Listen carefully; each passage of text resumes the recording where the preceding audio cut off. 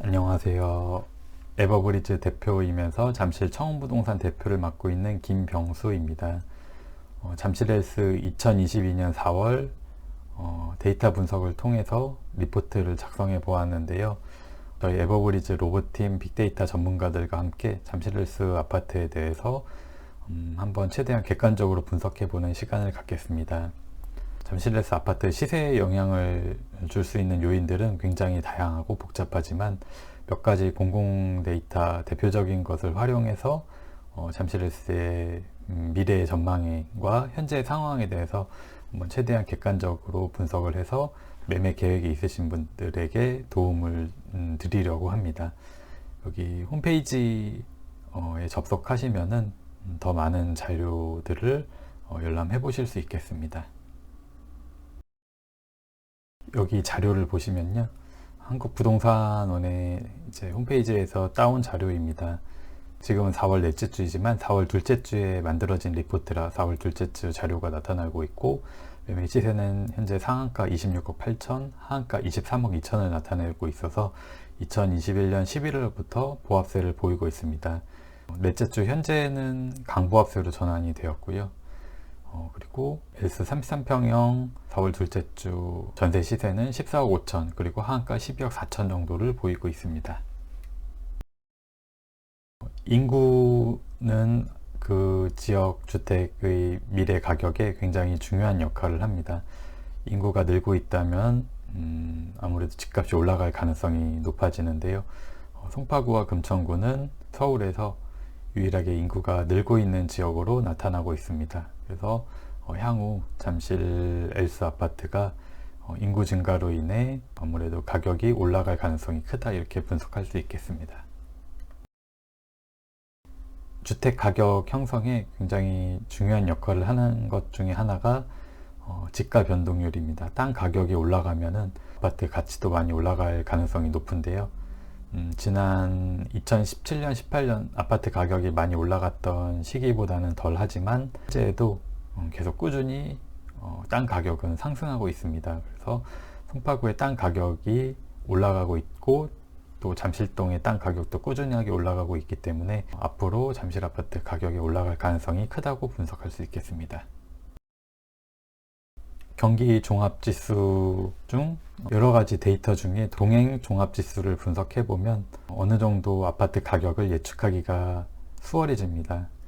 경기 종합지수란 경기의 지표들을 종합한 종합 경기 지표인데요. 경기 종합지수 중에서 동행 종합지수는 굉장히 중요한 역할을 합니다.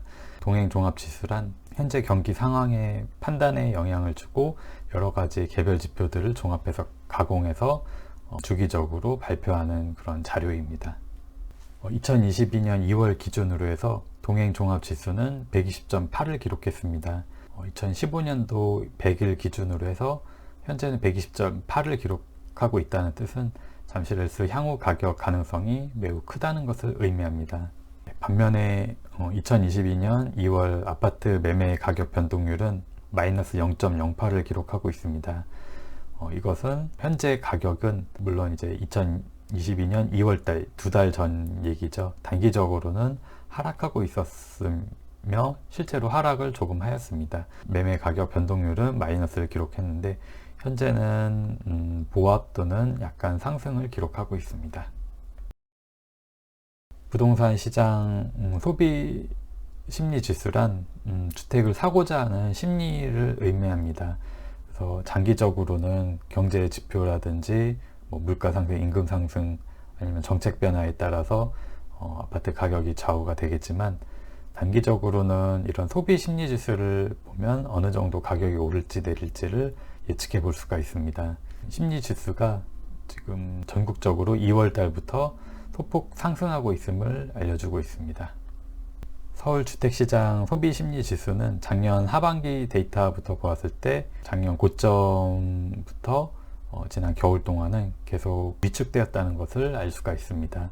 하지만 올해 2월부터는 소비심리지수가 상향으로 반전이 되면서 구매하고자 하는 심리가 최근에 반전되어 늘었다는 것을 보이고 부동산 시장 경기가 회복될 가능성이 높아졌다 이렇게 보시면 될 것 같습니다. 실질적으로 2월, 3월, 4월을 지나면서 잠실 S를 구매하고자 하는 문의가 많이 늘어난 상황입니다. 전국 주택 보급률은 가구수 대비 주택수를 의미하고 에버브리즈는 주택 공급량이 잠실 아파트 중단기 시세에 영향을 주는 것으로 해석을 하고 있습니다. 주택 보급률은 지난 자료인데요. 가장 최신 자료가 2020년 자료밖에 아직은 찾지를 못해서 서울은 2020년 당시 94.9를 기록하여서 주택이 좀 모자란 편이었습니다. 주택이 모자라다는 것은 수요와 공급 법칙에 의해서 향후 잠실 S 아파트 가격이 상승할 가능성이 높다는 것을 보여줍니다. 재미있는 것은 세종의 경우에는 굉장히 큰 상승이 2020년 상반기까지 있었는데 당시에 보급률이 107을 넘기면서 공급이 좀 많이 늘어났었습니다. 그때부터 하락으로 반전이 되었다는 사실을 주목한다면은 향후 잠실 S를 사실 때 전국 주택 보급률을 참고하시면 좋을 것 같습니다. 지금 주택담보대출 금리를 한번 살펴보고 있는데요. 2022년 2월 달에 주택담보대출이 작년에 비해서는 많이 올라갔습니다.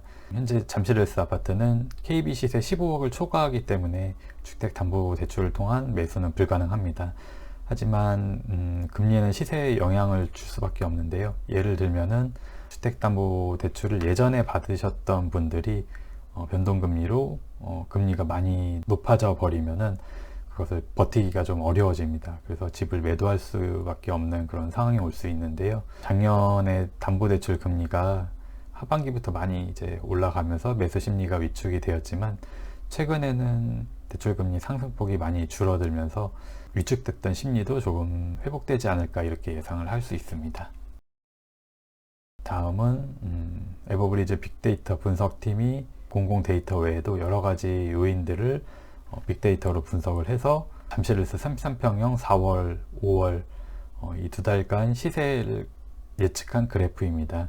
폭발적인 상승은 아니지만 약간의 상승이 예상이 되고 앞에서 말씀드린 변수 외에도 아파트 가격에 영향을 줄 수 있는 여러 가지 요인들을 종합해서 만들어 본 예측 시세이면서 단순한 빅데이터에 의한 분석이기 때문에 실제와 다를 수는 있습니다.